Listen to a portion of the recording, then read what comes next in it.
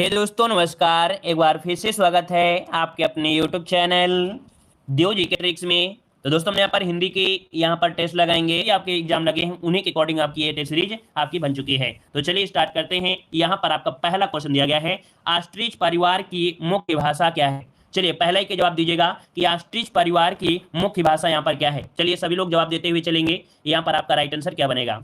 तो चलिए देखिए, ऑस्ट्रिच की अगर हम बात करते हैं तो देखिए काफी लोग जवाब दे रहे हैं और यहाँ पर आपका राइट आंसर हो जाएगा कौन सा, बी नंबर। यहाँ पर आपका मुंडा हो जाएगा। क्या हो जाएगा? मुंडा ऑप्शन इसका बनेगा, वो आपका बी नंबर हो जाएगा, मुंडा हो जाएगा। ठीक है, शायद पहली बार पढ़ रहे हैं लेकिन याद रखिएगा, ये मुंडा जो आपकी है, याद रखिए जो मुंडा है ये मतलब कह सकते हैं ऑस्ट्रिच परिवार की आपकी भाषा है। ठीक है, चलिए आगे बढ़ते हैं। प्रश्न आपसे अगला पूछा गया है, कह रहे कौन सी प्राचीन भाषा नहीं है। चलिए जवाब दीजिएगा कि कौन सी प्राचीन भाषा नहीं है। यहाँ पर आपका सही जवाब क्या हो जाएगा।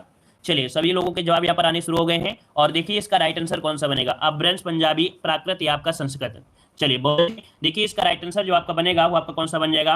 यहाँ पर देखो आपका अब्रंश आपने पढ़ा है ना। यहाँ पर प्राकृत भी है, संस्कृत भी है, लेकिन जो आपका आंसर है कौन सा, बी नंबर। यहाँ पर पंजाबी ये प्राचीन भाषा नहीं है। क्लियर है ना, क्लियर है। देखो पंजाबी का जो विकास हुआ है वो आपका पैसाची से हुआ है। कैसे हुआ है? तो आपके पैसाची अब्रंश से आया है। क्वेश्चन अगर पूछे कि पंजाबी भाषा का विकास जो हुआ है कैसे हुआ है, तो आपके पैसाची अब्रंश से आपका हुआ है। ठीक है ना। और इसकी जो लिपि है वो आपकी कैसी है, तो आपकी गुरमुखी लिपि है। कैसी है? तो गुरमुखी लिपि आपकी है, क्योंकि आपकी ये पंजाबी है, याद रखिएगा। क्लियर है। आगे बढ़ते हैं। प्रश्न पूछा गया है, यहां पर दिया गया है, बिहारी हिंदी का विकास किस प्राकृत या अभ्रंश से माना गया है।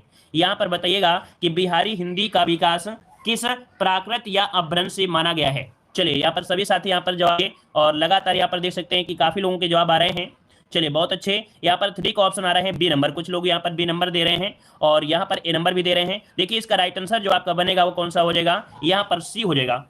बिहारी हिंदी पूछा गया है ना, बिहारी हिंदी। अर्थात यहाँ पर जिन लोगों ने जवाब दिया बी वाला बिल्कुल सही है कि बिहारी हिंदी का विकास किस प्राकृत या अभ्रंश से हुआ है, तो आपकी मगधी से हुआ है। ठीक है, मगधी अभ्रंश से हुआ है। ये देखा जाए तो आपका जैसे बिहार का जो पटना है, गया है और हजारीबाग जिले हैं, वहां पर आपकी बोली जाती है जो आपकी मगधी है। क्लियर है। चलिए आगे बढ़ते हैं। क्वेश्चन आपसे अगला पूछा गया है, यहाँ पर दिया है सूर सागर किस भाषा की रचना है। सूर सागर किस भाषा की रचना है। यहाँ पर आपका आंसर सही क्या बनेगा। चलिए तो देखिए यहाँ पर काफी लोग जवाब दे रहे हैं सूर सागर, जो कि आपके कैसी, तो आपके ये ब्रज क्षेत्र से संबंधित थे। तो आपका आंसर क्या हो जाएगा, यहाँ पर सी नंबर हो जाएगा कि सूर सागर की रचना ब्रज भाषा में आपकी है। तो ऑप्शन सी नंबर यहाँ पर राइट बनेगा। क्लियर है। चलिए आगे बढ़ते हैं। क्वेश्चन आपसे अगला पूछा गया है, कह रहे कन्नौजी हिंदी की किस उपभाषा की एक बोली है। जो कन्नौजी हिंदी है ये किस उपभाषा की बोली है। यहाँ पर आपका राइट आंसर क्या बनेगा। तो चलिए यहाँ पर दो ऑप्शन को यहाँ पर लॉक करना है और सभी लोग यहाँ पर साथ में जवाब देते हुए चलेंगे। और ऑप्शन आ रहा है, कह रहे हैं आपका यहाँ पर बी नंबर, अर्थात पश्चिमी हिंदी। बिल्कुल सही जवाब आया। लगभग सभी का जवाब आ चुका है। याद रखिएगा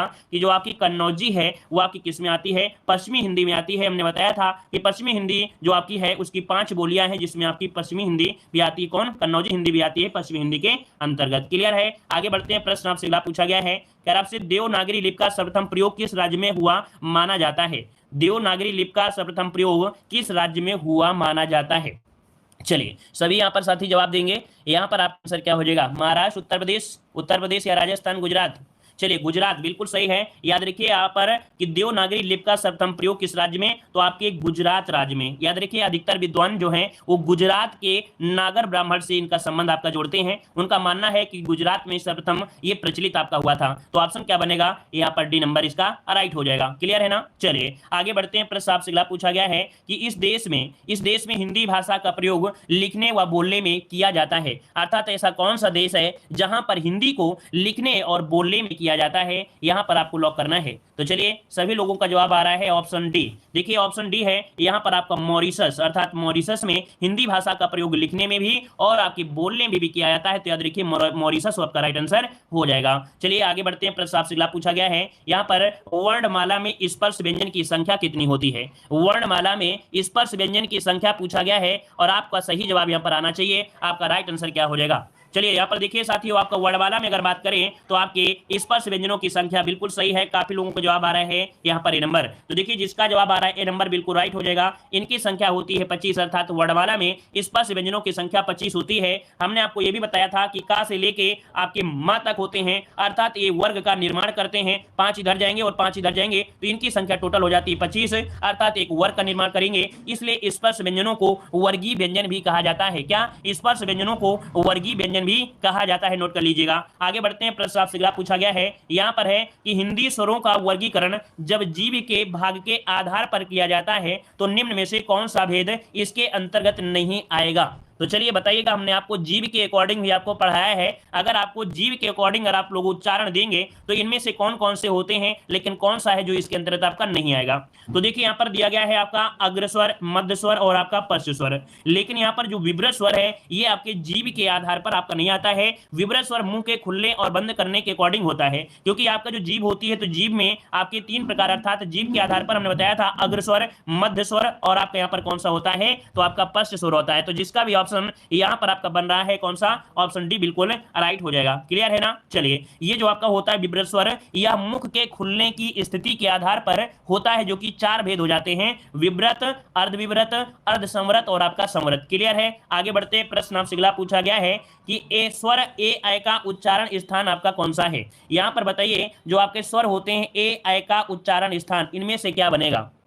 चलिए, तो देखिए यहां पर आपका जो ए है और आपका ऐ है, हमने बताया था कि ए ऐ आपका जो निर्माण होता है आपका छोटा प्लस आपका छोटी है ना, मतलब इन्हीं से होता है। आपका बड़ा बड़ी हो जाएगा, अर्थात ये कंठ में आता है और आपका ये तालु में आता है। तो कंठ और तालु में जीव के स्पर्श से बोलने वाले जो वर्ण होते हैं वो होते हैं आपके कंठ और आपके यहाँ पर तालु, अर्थात कंठ तालु। तो ऑप्शन आपका बनेगा सी नंबर है, कंठ तालव्य आपका आंसर राइट हो जाएगा। सी नंबर जिसका आ रहा है बिल्कुल राइट हो जाएगा, अर्थात ए ऐ जो उच्चारण है वो आपके कंठ तालव्य होते हैं। क्लियर है। आगे बढ़ते हैं, प्रश्न आपसे अगला पूछा गया है, कह रहा है प्रत्येक वर्ग का दूसरा और चौथा वर्ण क्या कहलाता है। चलिए साथियों यहाँ पर जवाब दीजिएगा और सभी लोग यहाँ पर प्रयास करें बिल्कुल साथ में जवाब देने का, एक दूसरे का नकल ना करें और प्रयास करें बिल्कुल सही जवाब आपका जाए। प्रत्येक वर्ग का दूसरा और चौथा वर्ण क्या कहलाता है, महाप्राण, अल्पप्राण, उत्क्षेप या आपका अनुनासिक व्यंजन, कौन सा बनेगा। तो देखिए यहाँ पर हमने आपको बताया था प्रत्येक वर्ग का, जैसे आपका यहाँ पर का, ख है ना, ग, घ और आपका अंगा, इसमें से जो आपका कौन सा है दूसरा और आपका चौथा, इनमें क्या बनेगा, ये होते हैं आपके महाप्राण। क्या होते हैं, महाप्राण। और जो आपका 1, 3, 5 होते हैं वो होते हैं आपके अल्पप्राण होते हैं, है ना। तो ऑप्शन क्या बनेगा, ए नंबर हो जाएगा, महाप्राण जिसका ऑप्शन आ रहा है बिल्कुल राइट हो जाएगा। क्लियर है ना। अल्पप्राण जो होते हैं वो आपके 1, 3 और आपके 5 होते हैं, ठीक है ना। चलिए यहाँ पर अनुनासिक व्यंजन जो कि आपके पंचमाक्षर होते हैं उन्हें कहते हैं। आगे बढ़ते हैं, प्रश्न आपसे अगला पूछा गया है, कह रहा आपसे हिंदी की स्पर्श कामा घोष कामा महाप्राण ओष्ठ व्यंजन ध्वनि आपकी कौन सी है। मतलब यहां पर जो आपको मिलना चाहिए आपके चारों पॉइंट, अर्थात स्पर्श व्यंजन भी हो, घोष भी हो, महाप्राण भी हो और आपका ओष्ठ भी हो। तो यहां पर देखिए ऐसा कौन सा ऑप्शन है जो आपको फॉलो कर रहा है। तो चलिए यहां पर स्पर्श व्यंजन की बात करते हैं तो का से लेके मा तक आपके होते हैं, तब तो ये तो आपका ठीक है, लेकिन आपका क्या होना चाहिए, घोष होना चाहिए। घोष होते हैं जिन्हें बोलते हैं सघोष। सघोष किसे कहते हैं, जिनको किसी भी वर्ग में तीसरा, चौथा, पांचवा वर्ण होता है। तो आपका यहाँ पर देखिए भा वाला जो आपका पा, पा, पा, फा, बा, भा, अर्थात यहाँ पर महाप्राण भी आपका हो रहा है ना, ये भी हो रहा है, और भा मा अर्थात ये चौथा वर्ण होता है, महाप्राण भी हो रहा है, और आपके ओष्ठ में भी आता है, अर्थात पा, फा, भा, तो आपका ओष्ठ में आ गया। तो इसी पॉइंट से आपको कंफर्म हो जा रहा था कि आंसर क्या हो जाएगा, ए नंबर आपका राइट हो जाएगा। तो देख सकते हैं चारों पॉइंट आपके क्लियर हो गए, अर्थात कह सकते हैं रूल फॉलो हुआ, तो आंसर आपका ए नंबर राइट हो गया, है ना। चलिए आगे बढ़ते हैं, प्रश्न आपसे अगला पूछा गया है, यहाँ पर दिया है काकल लेवर्ण आपका कौन सा है। काकल लेवर्ण किसे कहते हैं, यहाँ पर जवाब दीजिएगा साथियों, काकल लेवर्ण किसे कहते हैं। काकल लेवर्ण यहाँ पर आपको हमने बताया था कि हिंदी वर्णमाला में मात्र एक ही आपका ऐसा आपका व्यंजन है जिसे हम लोग काकल लेवर्ण कहते हैं, है ना। इसको बोलने में हकार जैसी ध्वनि होती है। यहाँ पर जो आंसर है वो आपका कौन हो जाएगा, सी नंबर हो जाएगा, कि जिन व्यंजन ध्वनियों के उच्चारण में मुख गुहा खुली रहती है और वायु बंद कंठ के झटके से खोलकर बाहर निकलती है ना, उसे काकल लेवर्ण कहते हैं, जो कि आंसर क्या बनेगा, यहाँ पर आपका सी नंबर हो जाएगा। तो ये परिभाषा भी आप लोग यहाँ पर नोट कर सकते हैं अपनी कॉपी में, ठीक है। आगे बढ़ते हैं, प्रश्न आपसे अगला पूछा गया है कि निम्न में से संज्ञा शब्द आपका कौन सा है। यहाँ पर संज्ञा की पहचान करना है। अब बताइए इनमें से संज्ञा क्या हो जाएगा, यह, जीना, पहाड़ या पुराना। सभी लोग यहाँ पर जवाब देंगे, आपका सही आंसर इनमें से क्या जाएगा। चलिए तो देखिए यहाँ पर पूछा गया है संज्ञा शब्द, यहाँ पर संज्ञा यह, जीना, पहाड़ और आपका पुराना। ऑप्शन यहाँ पर आ रहा है लगभग सभी का सी आ रहा है, तो बिल्कुल सही जवाब है यहाँ पर सी नंबर हो जाएगा, पहाड़, है ना। मतलब पहाड़ संज्ञा है और वह शब्द जिसे किसी प्राणी, है ना, वस्तु या किसी भाव का बोध होता है उसे ही तो हम लोग संज्ञा कहते हैं। तो ऑप्शन क्या हो जाएगा आपका, सी नंबर आपका राइट हो जाएगा। क्लियर है ना। यहाँ पर दिया गया है पहाड़ दिया गया है, ठीक है ना। चलिए और आगे बढ़ते हैं, क्वेश्चन आपसे अगला पूछा गया है, यहाँ पर है क्वेश्चन, निम्न में से कौन सा शब्द आपका पुल्लिंग है। पुल्लिंग शब्द की पहचान करना है, पुल्लिंग शब्द आपका कौन सा हो जाएगा।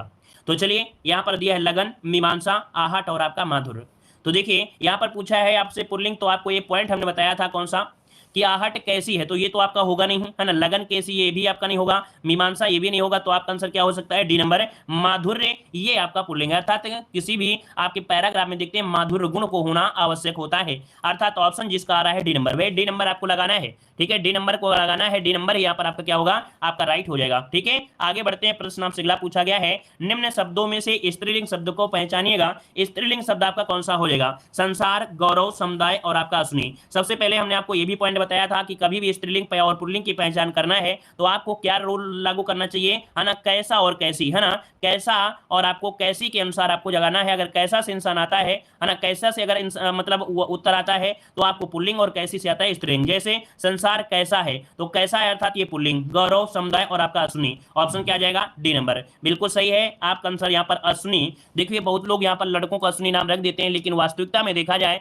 जो अश्विनी होता है ये आपका स्त्रीलिंग होता है, तो ऑप्शन क्या आ जाएगा, यहाँ पर डी नंबर हो जाएगा। वहीं पर संसार, गौरव और समुदाय ये आपके पुल्लिंग है। ठीक है, तो जिसका ऑप्शन डी आया बिल्कुल राइट होगा। नोट करिएगा इस क्वेश्चन को, बहुत बार क्वेश्चन आपका पूछा गया है। आगे बढ़ते हैं, क्वेश्चन आपसे दिया है गौ शब्द का वचन पहचानिए, अर्थात ये जो गौ दिया गया है वो कौन से वचन में है, यहां पर आपका आंसर राइट क्या हो जाएगा, गौ शब्द जो है इसका वचन आपको पहचानना है। आपका राइट आंसर यहां पर क्या बनेगा। चलिए 17 का आंसर आपसे पूछा गया है और काफी लोग जवाब दे रहे हैं सी, और आपका जवाब दे रहे हैं बी दे रहे हैं। देखो यहां पर गौ दिया गया है, तो देखिए यहां पर आपका अगर हम बात करते हैं तो आपका गौ जो आपका है वो आपका आंसर बी हो जाएगा, एक वचन है। क्या है, एक वचन। अब कहोगे अगर एक वचन है तो इसका बहुवचन होता क्या है ना। तो भैया जब अगर आप लोग ये कहोगे बहुवचन क्या होता है सर, तो बहुवचन क्या होता है, गौवे होता है। हमने आपको बताया था कि इसका बहुवचन जो बनता है वो आपका गौवे बनता है, तो आपका आंसर क्या बनेगा, यहाँ पर गौवे जिसका आंसर होगा तो आपका राइट हो जाएगा। तो ये भी पॉइंट आपका यहाँ पर क्लियर हो गया होगा, है ना। इसको नोट कर लीजिएगा, जिन लोगों का गलती हुई है वो लोग नोट कर लीजिएगा। ठीक है, आगे बढ़ते हैं। प्रश्न आपसे अगला पूछा गया है, यहाँ पर दिया गया है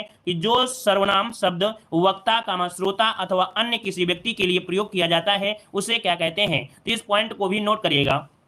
कह रहा है जो सर्वनाम शब्द वक्ता, श्रोता अथवा अन्य किसी व्यक्ति के लिए प्रयोग किए जाते हैं उसे क्या कहते हैं, यहां पर आपको आंसर राइट करना है। तो देखिए आपका राइट आंसर क्या बनेगा, यहां पर बन जाएगा आंसर बी। इन्हें बोलते हैं पुरुषवाचक सर्वनाम। और पुरुषवाचक सर्वनाम की अगर हम बात करते हैं तो यहां पर आपका जैसे होता है मैं, है ना, या बोलते हैं तू, या बोल देते हैं वह, ये जो होते हैं पुरुषवाचक सर्वनाम के भाग होते हैं, मतलब कैसे उसके अंतर्गत आपके आते हैं। ठीक है, आगे बढ़ते हैं। प्रश्न आपसे अगला पूछा गया है, कह रहा आपसे वहां भयंकर दुर्घटना हुई, रेखांकित पद आपको बताना है। ये जो आपका भयंकर है ये क्या है, विशेषण, क्रिया विशेषण, प्राविशेषण या सार्वनामिक विशेषण। यहां पर आपको जवाब देना है, सही क्या हो जाएगा। चलिए काफी लोग यहां पर जवाब दे रहे हैं। यहां पर देखिए भयंकर जो आपकी है वो आपका विशेषण हो जाएगा। यहां पर जिसका आंसर आ रहा है ए नंबर राइट हो जाएगा। यहां पर ये विशेषण होता है, विशेषण ऑप्शन ए हो जाएगा। ठीक है, अगला क्वेश्चन जो कि और भी जबरदस्त आपका आ गया है, ऋषि संज्ञा शब्द से विशेषण शब्द क्या बनेगा, बताइएगा साथियों। वहां पर ऋषि संज्ञा शब्द से अगर आपको विशेषण बनाना पड़े तो आप किसका जवाब देंगे, क्या बनाएंगे यहां पर आंसर। चलिए तो देखिए यहां पर 20 का आंसर आ रहा है ए नंबर और आपका सी नंबर, जबकि यहां पर आपका आंसर हो जाता है ऋषि का जो विशेषण शब्द बनेगा वो बनेगा यहां पर आर्स होता है। क्या होता है, आर्स होता है। जिसका भी ऑप्शन यहां पर ए नंबर आएगा उसी का आंसर यहां पर राइट होगा। नोट कर लीजिएगा, ए नंबर इसका होगा, आर्स हो जाता है। ठीक है, चलिए आगे बढ़ते हैं। प्रश्न आपसे अगला पूछा गया है, कह रहा है कस्तूरी, कह रहा है सुगंधित कस्तूरी के लोभी शिकारी राजस्थानी हिरणों का अवैध शिकार करते हैं। वाक्य में पूछा है कितने विशेषण है और कितने आपके यहाँ पर विशेष हैं। तो चलिए यहाँ पर आपको बताइए कि यहाँ पर आपका राइट आंसर क्या हो जाएगा। ठीक है, तो चलिए यहाँ पर बताइए जल्दी जल्दी से यहाँ पर क्या आंसर होगा। तो देखो यहाँ पर पॉइंट समझिएगा, यहाँ पर क्या क्या हो सकता है। तो यहाँ पर देखो दिया गया है सुगंधित, क्या दिया है, सुगंधित। फिर यहाँ पर दिया गया है आपका लोभी, क्या दिया है, लोभी। यहाँ पर दिया है जो कि स्थानवाचक, तो आपका शिकारी। और यहाँ पर दिया है अवैध, तो आपकी 4 हो गए, क्या 4 हो गए आपके विशेषण। और वहीं पर जो आपके विशेष की अगर हम बात करते हैं तो देखिए यहाँ पर विशेष, यहाँ पर कस्तूरी हो गया, क्या हो गया, कस्तूरी। फिर इसके बाद आपका शिकारी हो गया, है ना। फिर यहाँ पर जो हिरण है तो आपका हो गया, विशेष हो गया। और यहाँ पर जो शिकार हो गया तो आपके 4, अर्थात इस वाक्य में 4 विशेषण थे और आपके 4 विशेष थे। तो ऑप्शन क्या आ जाएगा, यहाँ पर सी नंबर राइट हो जाएगा। क्लियर है, आगे बढ़ते हैं। प्रश्न आपसे अगला पूछा गया है, सकर्मक क्रिया का उदाहरण यहाँ पर क्या हो जाएगा। चलिए अगले प्रश्न को बताइए कि सकर्मक क्रिया का उदाहरण यहाँ पर क्या हो जाएगा। देखिए हमने बताया था सकर्मक क्रिया को पहचान करने के लिए, है ना। तो यहाँ पर देखो क्या अगर शब्द देखा जाए, अगर किसी भी आपके शब्द में अगर क्या से क्वेश्चन किया जाए, क्या दौड़ता है ना, क्या हंसता है, क्या पढ़ता है, क्या आना, तो भी आप कहोगे कि सर इसमें सटीक आंसर बैठ रहा है पढ़ना, क्या पढ़ता है, और कुछ ना कुछ तो पढ़ ही रहा होगा ना। तो अर्थात यहाँ पर क्रिया क्या हो रही है, कर्म के साथ हो रही है, और क्रिया कर्म के साथ होती है तो वो सकर्मक होती है। ऑप्शन आपका सी नंबर यहाँ पर राइट हो जाएगा। आगे बढ़ते हैं, प्रश्न आपसे अगला पूछा गया है, कह रहा है राम की गाय चरती है, वाक्य में कौन सा कारक है। यहाँ पर बताइए, कारक की बात की गई है, राम की गाय चरती है। अब यहाँ पर बताइए कौन सा कारक हो सकता है, कर्ता, कर्म, संबंध या अधिकरण। तो देखिए काफी लोग यहाँ पर जवाब दे रहे हैं सी नंबर, तो आपका बिल्कुल सही है, क्योंकि यहाँ पर का, की, के जो आपका होता है ये आपका संबंध होता है। तो ऑप्शन क्या आ जाएगा, यहाँ पर आपका आंसर हो जाएगा आपका सी नंबर राइट हो गया। क्लियर है। आगे बढ़ते हैं, प्रश्न आपसे अगला पूछा गया है, यहाँ पर क्वेश्चन आपके सामने आ गया है, अभी अभी राधा सो गई, अभी अभी राधा सो गई, इसमें बताइए कि कौन सा काल है। यहाँ पर आंसर क्या हो जाएगा, अभी अभी राधा सो गई। तो देखो यहाँ पर पूछा है अभी अभी, और हमने आपको बताया भी है कि अभी अभी जो होता है वो क्या होता है, आसन्न भूतकाल होता है। अर्थात जो क्रिया तुरंत होती है ना, उसे हम लोग आसन्न भूतकाल कहते हैं। तो ऑप्शन बनेगा बी नंबर। आगे बढ़ते हैं, प्रश्न आपसे अगला पूछा है, कदाचित संध्या को पानी बरसे, इस वाक्य का काल पहचानना है। कदाचित, कदाचित संध्या को पानी बरसे, यहाँ पर काल क्या हो जाएगा। तो चलिए यहाँ पर आंसर को दीजिएगा। तो देखिए कदाचित मतलब यहाँ पर क्या है, कदाचित वाले में कोई क्लियर नहीं है, अर्थात संभव यहाँ पर होगा, अर्थात संभावना व्यक्त हो रही है। तो जब भविष्य में किसी कार्य के होने की संभावना हो, क्या, जब भविष्य में किसी कार्य के होने की संभावना व्यक्त की जाती है, वहां पर संभव्य भविष्य काल होता है। नोट करिए साथियों, ऑप्शन आपका बी नंबर हो जाएगा। जो लोग पहली बार जुड़े हैं चैनल को सब्सक्राइब भी कर लीजिएगा, ठीक है। और भी यहाँ पर हमारे वीडियो है प्लेलिस्ट के माध्यम से, उनको देखते जाइएगा, ठीक है ना। हिंदी तो आपकी मजबूत होकर ही रहेगी, इसमें कोई डाउट आपका नहीं है। चलिए, आम खाया जाता है में कौन सा वाच्य है, आम खाया जाता है में कौन सा वाच्य है। अब वाच्य की अगर बात करते हैं तो आपका राइट आंसर यहाँ पर क्या हो जाएगा। चलिए, आम खाया जाता है, यहां पर आपका आंसर राइट क्या हो जाएगा। यहां पर आपसे दिया है कृत्यवाच्य, कर्मवाच्य, क्या बनेगा, सी नंबर बनेगा क्या। देखिए यहां पर आपका कृत्यवाच्य, कर्मवाच्य, भाववाच्य और आपका यहां पर दिया है क्रियावाच्य। तो भाई क्रियावाच्य तो नहीं होगा, लेकिन आम खाया जाता है ना, मतलब जो आपका हो रहा है वो आपका कर्म हो रहा है, क्योंकि यहां पर ये कर्म का काम करेगा। तो ऑप्शन क्या हो जाएगा, यहां पर आपका बी नंबर है राइट हो जाएगा। क्लियर हो गया है। चलिए आगे बढ़ते हैं, क्वेश्चन आपसे अगला पूछा गया है, यहां पर देखो दिया गया क्वेश्चन, वह हमेशा अपने भाई के गीत गाता रहता है, वाक्य में अव्यय पद आपको बताना है, इसका अव्यय पद क्या हो जाएगा। चलिए बताइए भाई, यहां पर आपका अव्यय पद इनमें से राइट क्या हो जाएगा। चलिए यहां पर ऑप्शन आ रहा है बी और ऑप्शन आ रहा है सी। देखिए यहां पर दिया हुआ अपने भाई के गीत गाता रहता है, तो भी सही हो सकता था, लेकिन यहां पर हमेशा जो दे दिया गया है, क्या यहां पर जो आपको दे दिया गया है हमेशा, तो हमेशा अगर लगा दिया है तो अर्थात यही आपका अव्यय हो गया, अर्थात ऑप्शन आपका बी हो गया। अव्यय एक ऐसा पद होता है जिसको लगाओ या ना लगाओ आपकी क्वेश्चन में कोई परिवर्तन समझ में नहीं आएगा। हाँ, थोड़ा सा लगा देंगे तो उसमें क्या होगा, सुंदरता क्वेश्चन में देखने को मिल जाएगी। ठीक है, आगे बढ़ते हैं, क्वेश्चन आपसे अगला पूछा गया है, यहां पर दिया है निम्न में से तत्सम शब्द आपका कौन सा है। तत्सम शब्द की पहचान करिए, जत्था, तपसी, थोड़ा और अग्नि। अब ये भी क्वेश्चन आपका लॉजिक है, थोड़ा समझदार वाला क्वेश्चन है, तो जवाब दीजिए कि इनमें से राइट आंसर क्या हो सकता है। चलिए, निम्न में से तत्सम शब्द आपका कौन सा है, तत्सम शब्द की पहचान करें। यहाँ पर देखिए आपका आंसर यहाँ पर देख आने शुरू हो गए हैं, और यहाँ पर जो आंसर है वो आपका ऑप्शन बनेगा डी नंबर, अग्नि। जो अग्नि है ये इसका तत्सम आपका आंसर राइट बनेगा। क्लियर है। चलिए आगे बढ़ते हैं, प्रश्न आपसे अगला पूछा गया है, कह रहे दाहिना का तत्सम रूप क्या होता है। दाहिना का तत्सम पूछा गया है, तो चलिए बताइएगा कि दाहिना का तत्सम दक्षिण होता है या दक्षिणा होता है, दायां होता है या दक्षिण होता है। यहाँ पर आपका आंसर यहाँ पर राइट क्या हो जाएगा। चलिए 29 नंबर में कुछ लोगों ने जवाब दिया भी है, ऑप्शन बी नंबर, बहुत अच्छे। यहाँ पर आंसर आपका बी होगा, दाहिना का तत्सम होता है, आपका बी हो जाएगा, दक्षिण हो जाएगा। क्लियर है। आगे बढ़ते हैं, क्वेश्चन आपसे अगला पूछा गया है, ये कौन तुर्की शब्द आपका नहीं है। तुर्की शब्द की पहचान करिएगा कि यहाँ पर तुर्की शब्द आपका नहीं है, तो थोड़ा सा यहाँ पर समझिए कि आपका राइट आंसर क्या हो सकता है। तो चलिए यहां पर देखिए आपका यहाँ पर बावर्ची है ना, यहाँ पर बेगम और दरोगा, ये तो तुर्की हैं, लेकिन यहाँ पर जो आपका डेरा बाबा जी दिए गए हैं, अर्थात जो डेरा है ना, क्या ये जो डेरा है, तो वे डेरा ये तुर्की शब्द आपका नहीं है। तो ऑप्शन क्या होगा, यहाँ पर सी नंबर हो जाएगा। देखो आपके जो तुर्की शब्द से क्वेश्चन बनते हैं, जैसे तुर्की में क्या होता है, तोप हो गया, क्या तोप हो गया, तोप। नोट कर लीजिए, कुछ पॉइंट आपके हमेशा पूछे जाते हैं, तोप हो गया, और तोप जैसे आपका बंदूक हो गया है ना, क्या हो गया, तो बंदूक हो गया। ये भी क्वेश्चन आपसे पूछा जाता है कि बंदूक कैसा है है ना। मुगल जो आपका होते हैं, मुगल कहां से आए थे, तो आपके तुर्की थे कि नहीं थे, तुर्की आपके थे, है ना। और ये लोग कालीन लाए थे, क्या लाए थे, तो कालीन, कालीन हो गया। जो चेचक रोग होता है ना, चेचक, तो भी आपका यहीं से ला गया था। तो ये 4 पॉइंट हमेशा हमें पूछे जाते हैं एग्जाम में, तो याद रखिएगा। आगे बढ़ते हैं, प्रश्न आपसे अगला पूछा गया है, निम्न में से कौन सा शब्द अरण्य का पर्यायवाची शब्द आपका नहीं है। आपको बताना है अरण्य का पर्यायवाची यहाँ पर नहीं है, आपका राइट आंसर क्या जाएगा। चलिए यहाँ पर देख सकते हैं ऑप्शन आ रहा है सी नंबर। यहाँ पर कह रहे हैं विपिन नहीं होगा, तो भाई विपिन मतलब क्या होता है, अरण्य का पर्यायवाची कांतार, विपिन, सुरभोग। सी नंबर कैसे होगा भाई, आप लोग बताइए। सी नंबर होगा ना, सी नंबर जिसका आ रहा है बिल्कुल हो जाएगा। सुरभोग जो आपका है ये अरण्य का पर्यायवाची नहीं है। तो भाई ये बताइए सुरभोग होता क्या है, सुरभोग होता किसका है, ये होता है अमृत का पर्यायवाची। किसका होता है, आपके अमृत का पर्यायवाची। यहाँ पर आपका राइट आंसर हो जाएगा सी नंबर हो जाएगा, ये अमृत का होता है। ठीक है, आगे बढ़ते हैं, प्रश्न आपसे अगला पूछा गया है, कह रहा है द्वंद्व का विलोम शब्द क्या होगा। चलिए अगला भी क्वेश्चन यहाँ पर दिया है, द्वंद्व का यहाँ पर विलोम क्या हो जाएगा, द्वंद्व का विलोम। कितने लोग यहाँ पर सही देंगे और कितने लोग इस क्वेश्चन को गलत करेंगे। चलिए यहाँ पर द्वंद्व का विलोम यहाँ पर देख सकते हैं 32 को ऑप्शन कुछ लोगों ने दिया है, यहाँ पर सी नंबर। देखिए सी नंबर आपका दिया है तो बिल्कुल राइट आंसर हो जाएगा। द्वंद्व का होता है निर्द्वंद, ऑप्शन आपका सी नंबर इसका राइट हो जाएगा। क्लियर है ना, ये पॉइंट बिल्कुल आपका है। और यहाँ पर आगे बढ़ते हैं, प्रश्न आपसे अगला पूछा गया है, निम्न में से कौन सा विलोम युग्म त्रुटिपूर्ण है। विलोम युग्म आपका त्रुटिपूर्ण है अगर हम बात करते हैं तो देखो यहाँ पर क्षर का अक्षर दिया गया है, समास का व्यास दिया है, स्वल्पाय का चिराव दिया है, मतलब चिरायु दिया है, मतलब यहाँ तक तो सही था। लेकिन ऑप्शन जिसका डी आ रहा है बिल्कुल ये त्रुटिपूर्ण है। क्यों, क्योंकि स्वल्प आयु का अल्प आयु होता है, मतलब अच्छा स्वल्पायु शब्द का अल्पायु होता है। अच्छा यहाँ पर मतलब चिरायु, मतलब यहाँ पर देखा जाए आहार, मतलब कौन त्रुटि युपूर्ण आपका दिया गया है। भाई ये बताइए आहार का क्या होता है, आहार का होता क्या है।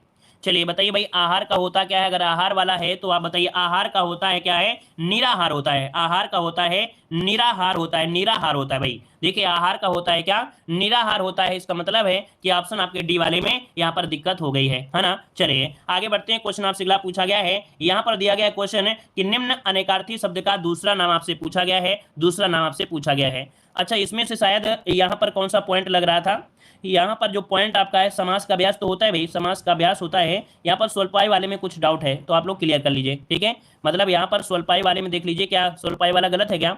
देखिए स्वल्पायु शब्द का अर्थ होता है अल्पायु, है ना, और इसका विलोम होता है चिरायु। भाई सही है भाई, क्यों परेशान हो रहे हो, ये भी सही है और ये भी आपका सही दिया है और आपका ये भी सही दिया गया है। ठीक है ना, यहाँ पर जो आंसर गलत था वो आपका डी वाला था। ठीक है, डी नंबर हो जाएगा। आगे बढ़ते हैं, प्रश्न आपसे अगला पूछा गया है, कह रहे निम्न अनेकार्थी शब्द का दूसरा अर्थ। तो देखिए आजन्मा आपसे पूछा गया है, क्या दिया गया है यहाँ पर, आजन्मा दिया गया है। तो आजन्मा का एक दूसरा अर्थ क्या हो सकता है, जिसका जन्म ना हुआ हो, और जिसका जन्म ना हुआ हो उसे हम लोग ईश्वर कहते हैं। क्या कहते हैं, उसे ईश्वर कहते हैं, क्योंकि ईश्वर का भी जन्म नहीं माना गया है ना। इस कारण से ऑप्शन क्या हो जाएगा यहाँ पर C number, sorry B number right हो जाएगा। ठीक है, आगे बढ़ते हैं, क्वेश्चन आपसे अगला पूछा गया है, यहाँ पर क्वेश्चन आ गया है कि प्रमत्त का एक अर्थ आपको दिया गया है स्वेच्छाचारी। प्रमत्त का एक अर्थ है आपका स्वेच्छाचारी, और इसका दूसरा अर्थ क्या होता है, इसका दूसरा अर्थ क्या होता है, तो भाई उन्मत्त होता है। क्या होता है, उन्मत्त होता है। नोट करिए, इसका ऑप्शन आपका ए हो जाएगा। आगे बढ़ते हैं, प्रश्न आपसे अगला पूछा गया है, जिसे वाणी व्यक्त ना कर सके, जिसे वाणी व्यक्त ना कर सके, यहाँ पर बताए जिसे वाणी व्यक्त ना कर सके। अच्छा जिसे आपकी, जैसे आपकी वाणी है कि चीज को बोल नहीं सकती है ना, या बता नहीं सकती है, तो जिसे वाणी व्यक्त ना कर सके उसे क्या कहते हैं, तो इसे बोलते हैं अनिर्वाचनीय। यहाँ पर जिसका ऑप्शन डी हो रहा है उनका राइट हो जाएगा, जिसे वाणी व्यक्त ना कर सके उसे अनिर्वाचनीय का कहा जाता है। ठीक है, आगे बढ़ते हैं, क्वेश्चन आपसे देखो अनिर्वाचनीय के पर्यायवाची अकथ हो गया, है ना, अकथनीय हो गया, अनिर्वाच्य हो गया, ये इसके पर्यायवाची होते, तो ऑप्शन यहाँ पर बनेगा डी नंबर। आगे बढ़ते हैं, क्वेश्चन आपसे दिया गया है, कान के नीचे लटकता हुआ कोमल भाग के लिए एक शब्द क्या होता है। कान के नीचे लटकता हुआ कोमल भाग के लिए आप क्या शब्द देंगे। चलिए यहाँ पर आंसर को लॉक करना है, और यहाँ पर देखिए ऑप्शन आने शुरू हो गए हैं। इसका राइट आंसर आपका सी नंबर जो लोग दे रहे हैं कर्णपाली, क्या हो जाएगा, कर्णपाली आपका राइट आंसर हो जाएगा। देखिए कर्णफूल क्या होता है, कर्णफूल मतलब होता है कान में पहनने वाला एक आभूषण, है ना। याद रखिए कर्णफूल को कहा जाता है कि कान में पहनने वाले आभूषण को कर्णफूल कहते हैं। तो इसका ऑप्शन क्या बनेगा, यहाँ पर सी नंबर राइट बनेगा। आगे बढ़ते हैं, प्रश्न आपसे अगला है कि इलायची बांटना मुहावरे का अर्थ क्या होता है। इलायची बांटना मुहावरे का अर्थ क्या हो जाएगा। तो यहां पर जब कभी किसी को दावत दी जाती है, क्या, जब कभी दावत दी जाती है उसे बोलते हैं इलायची, है ना। याद रखिए इलायची बांटना मुहावरे का अर्थ होता है दावत देना। ऑप्शन जिसका आ रहा है बी नंबर राइट बनेगा। आगे बढ़ते हैं, प्रश्न आपसे अगला पूछा गया है, निम्न में से कौन गलत सुमेलित है, कौन गलत सुमेलित है। तो देखिए पहला पॉइंट आपके सामने दिया है कि अंगूठे पर मारना मतलब परवाह न करना। कान काटना, मात देना, नजर करना मतलब भेंट करना, ठीक है, नजर करना भेंट करना, ठीक है। नजर पर चढ़ना कह रहे हैं आंख बचाना। देखो नजर पर चढ़ना फिर कह रहे हैं आंख बचाना, ये तो होता नहीं है भाई। मतलब नजर पर चढ़ना मुहावरे का अर्थ होता है संदेह होना, क्या संदेह होना या पसंद आना होता है, अर्थात ऑप्शन डी वाले में यहां पर त्रुटि है, ऑप्शन डी हो जाएगा। आगे बढ़ते हैं, प्रश्न आपसे अगला है किस शब्द में उत उपसर्ग प्रयुक्त नहीं किया गया है। यहां पर बताइए उत उपसर्ग प्रयुक्त नहीं किया गया है यहां पर 40 नंबर में। तो देखिए यहां पर उत्कर्ष में तो दिया गया है ना, उत्तम में भी दिया गया है, उद धनगम उद धन दिया उत हो जाता है, ये भी सही दिया है। लेकिन यहां पर जो ऑप्शन सी आ रहा है जिसका बिल्कुल राइट होगा, क्योंकि इसमें अति हो जाता है, क्या इसमें उपसर्ग होता है अति, तो आपका आंसर हो जाएगा सी नंबर। यहां पर इसे बोलते हैं अति धन अधिक, अर्थात यहां पर अति था, ठीक है ना, क्लियर हुआ। आगे बढ़ते हैं, प्रश्न आपसे अगला पूछा गया है संग्रहालय का सही संधिविच्छेद क्या हो जाएगा। संग्रहालय का संधिविच्छेद पूछा गया है, अगर आपको रूल याद होगा तो आप लोग तुरंत जवाब देंगे। संग्रहालय तोड़ेंगे तो बनेगा सम, श्रम मतलब सम, तो संग्रहालय टूटेगा तो सम निकलेगा ही निकलेगा, फिर इसके बाद निकलेगा क्या ग्रह निकलेगा, फिर आपका आलय, अर्थात ये 3 बार टूटेगा। तो सबसे पहले सम निकलेगा, फिर इसके बाद यहां पर निकलेगा ग्रह निकलेगा, फिर आलय निकलेगा। तो देखा जाए तो आप लोग तुरंत तुक्का लगा सकते थे, क्योंकि ये आधा माह था, आधा माह मतलब पूरा माह तो होता नहीं है, तो आधा माह होता है, तो ऑप्शन क्या जाएगा यहाँ पर डी नंबर आपका राइट हो जाएगा। क्लियर हो गया, सम धन ग्रह धन आलय आपका राइट आंसर बनेगा। चलिए आगे बढ़ते हैं, प्रश्न आपसे अगला है गौः धन चरित की संधि आपकी क्या होती है। गौः धन चरित की संधि क्या हो जाएगी।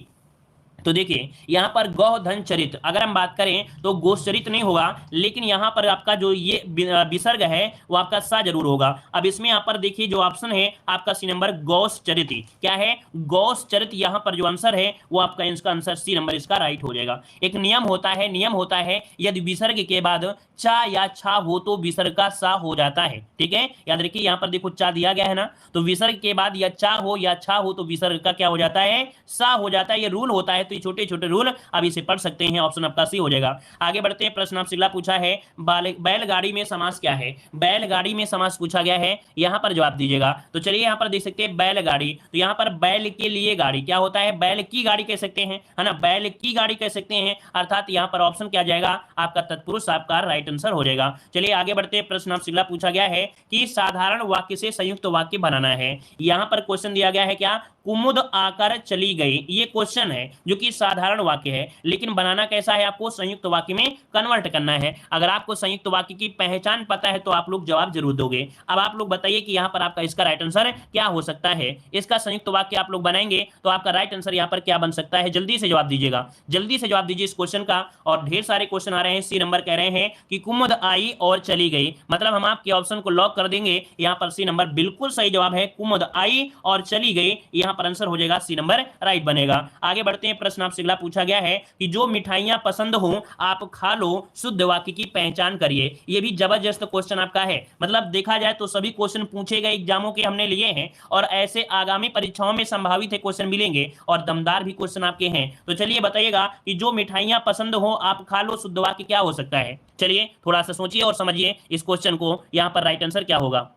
चलिए भाई, तो देखिए यहां पर आपका आंसर आ रहा है, कुछ लोग यहां पर बी भी दे रहे हैं, कुछ लोग सी भी दे रहे हैं, कुछ लोग डी भी दे रहे हैं, मतलब इतना लाजवाब क्वेश्चन है जिसमें सभी लोग कंफ्यूज हो गए हैं। तो समझिए यहां पर आंसर क्या होगा, यहां पर आंसर होगा कि जो मिठाइयां पसंद हो उन्हें आप खाइए, ठीक है, याद रखिए जो मिठाइयां पसंद हो उन्हें आप खाइए। इसका राइट आंसर जो होगा वो डी वाला होगा, तो नोट करिएगा इसका राइट आंसर जो होगा वो आपका डी नंबर राइट हो जाएगा, ठीक है। चलिए यहां पर अगर आप लोग पहला ही लगा दोगे तो भाई उसमें क्या होगा, यहां पर आंसर आपका डी नंबर होगा। आगे बढ़ते हैं, क्वेश्चन आपसे अगला पूछा गया है कि निम्न में से वर्तनी की दृष्टि से अशुद्ध वाक्य पूछा गया है। वर्तनी की दृष्टि से आपका अशुद्ध वाक्य यहां पर क्या हो जाएगा। तो चलिए यहां पर देखो दिया गया प्रादेशिक, मतलब प्रादेशिक तो आपका सही दिया गया है, फिर माधुर्य माधुर्य माधुर्य ये भी सही दिया है, व्याप्त व्याप्त भी सही दिया गया है, प्रामाणिक देखो होता क्या है प्रामाणिक होता है, अर्थात यहां पर जो गलती थी वो आपकी ऑप्शन डी में थी। 2018 आपके वीडियो एग्जाम में क्वेश्चन पूछा गया है, 2018 वीडियो एग्जाम में क्वेश्चन ये पूछा गया था। आगे बढ़ते हैं, प्रश्न आपसे अगला पूछा गया है विप्सा अलंकार को दूसरे किस नाम से जाना जाता है। यहां पर जवाब दीजिए